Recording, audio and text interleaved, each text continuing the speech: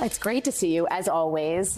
I guess, I just want to start with the big picture as we sort of frame up what's happening in this country. Georgia is so central to the American political landscape right now. So much has befallen that state by way of COVID, voter suppression efforts, the Dobbs decision. You are out there campaigning with a very important part of the American electorate. What does it feel like on the ground? People are anxious, but they're also... they have a sense of urgency that things have to change. They survived COVID, they survived racial violence, they have survived an economic downturn that they weren't expecting, but they've also had to grapple with a government that doesn't seem to see them or care about their future. And when we're out on the ground, whether it's in Atlanta or out in Southwest Georgia or Northeast Georgia, I hear the same conversations. How do you get us back to safety? How do you ensure justice? How do we have economic opportunity that is real? And that is, for me, the unifying theme, but it's also the mission statement. That's why One Georgia is what we're working on. People want more. They just need to believe they deserve more and can have more. The polls have you tightening. Yes. The polls are tightening, and they have you getting closer to your opponent, Brian Kemp.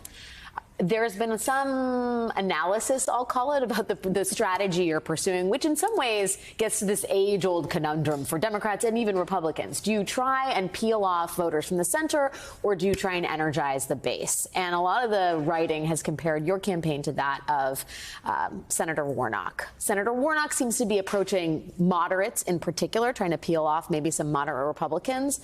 And they say your campaign is focused more on turning out a new selection of voters, energizing the Democratic voters of Georgia that have in many ways reshaped the politics in the state. Can you talk to me about that? Is that a fair assessment? How do you see the turnout operation in Georgia?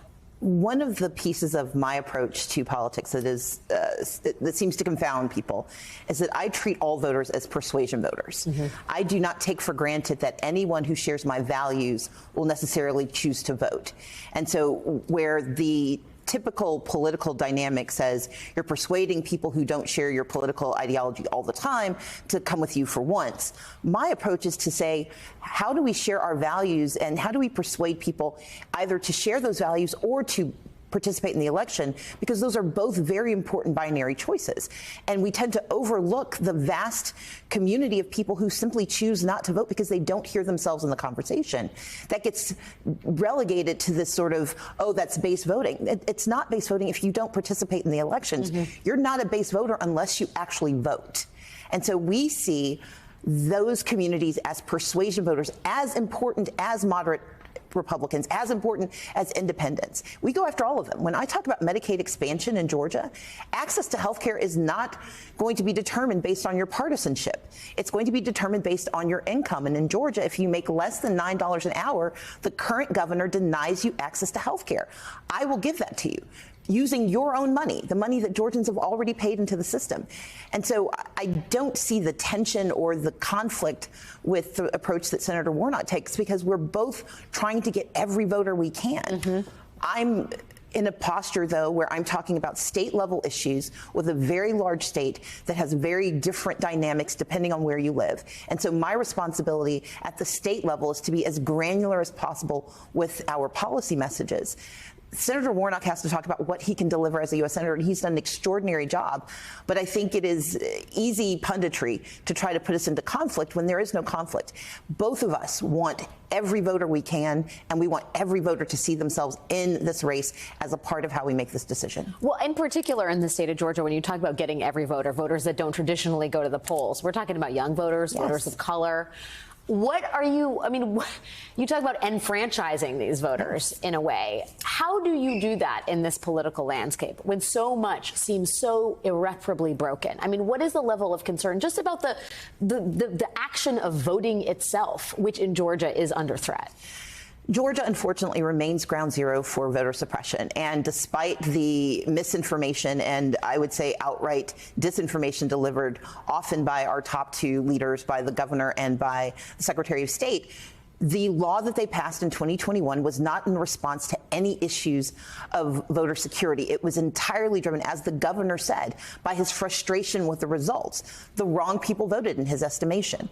And so our responsibility is, one, to let those wrong people know you were right. You were right to show up, and you should show up again. Now, he did not say wrong people. I'm paraphrasing his behavior or his language, but he did say he was frustrated by the results. And if you look at who led to those results, it was largely young people, people of color, rural voters who had not participated. Those are the voters we are trying to galvanize, but we also have to guide them through the new minefields of voter suppression. The fact that under this governor, they have outsourced voter challenges. What he did as a governor, purging more than 1.4 million people, now you have unlimited challenges. Any person can come and challenge thousands of voters. We know of at least 26,000 challenges that have been adjudicated and another 37,000 that are pending in Gwinnett County alone. That's deeply problematic. We know that for senior citizens who for more than a decade knew that their absentee ballot was going to arrive like clockwork, it's not showing up because they've changed the voting laws. And if you didn't vote in the primary, you're not going to get the ballot unless you apply for it. And it is not an easy to use application. We know the same thing is true for the disabled community. And I've had conversations.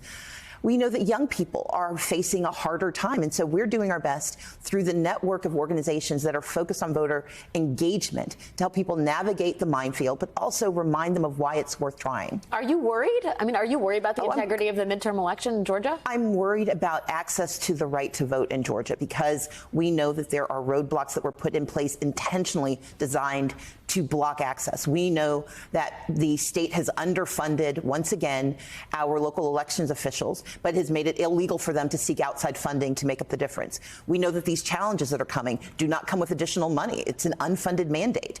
And so every single blockade that's been put up, our responsibility is to acknowledge it, to galvanize around it, and to roadmap our way through it. And that's what we can do.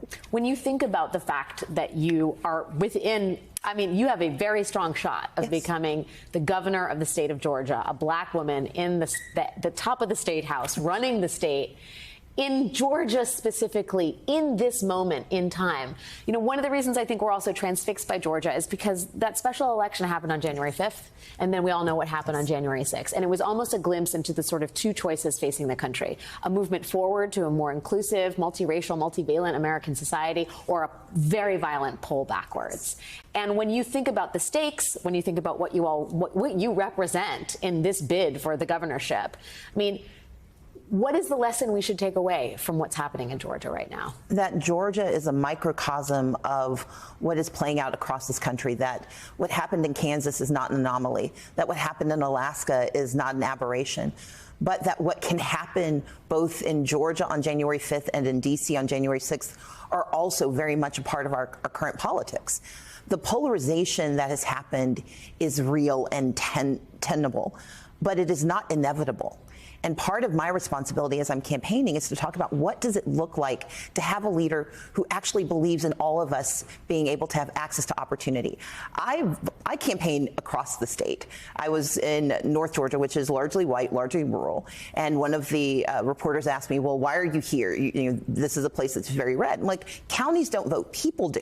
Mm-hmm. My responsibility is to meet people where they are. My plan is to use our $5 billion surplus. And I'm not saying use it only for this community or only to satisfy this political end. I'm saying let's invest in education because that lifts all of our children. Let's invest in higher education so our young people have a pathway forward. Let's invest in our small businesses because they're 99% of the businesses and 43% of the jobs, but a very small fraction of the investment that we make. Let's invest in Medicaid expansion to save hospitals, save lives, create jobs. For me, the conversation has to be a broader one because the way we get to that binary dynamic that we saw between the 5th and the 6th is by ignoring the reality of both, but ignoring, more importantly, the utility of what we accomplished in Georgia on the 5th.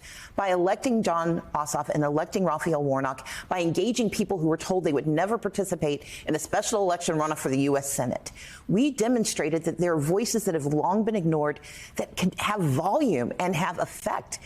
And my campaign, my mission is to make certain that those voices don't get heard every 2 or 4 years and then dissipate, but there's a constancy of volume, a constancy of engagement. And as someone who has lived many of the lives that I'm trying to help folks with, I want them to know that I'm going to be there every step of the way and that we can do it without raising taxes. Drop the mic. Stacey Abrams, Democratic candidate for the governor of Georgia, the Peach State. Thank you for everything. Thank you for coming on the Alex, set. thanks for having me. I Great appreciate to it. see you.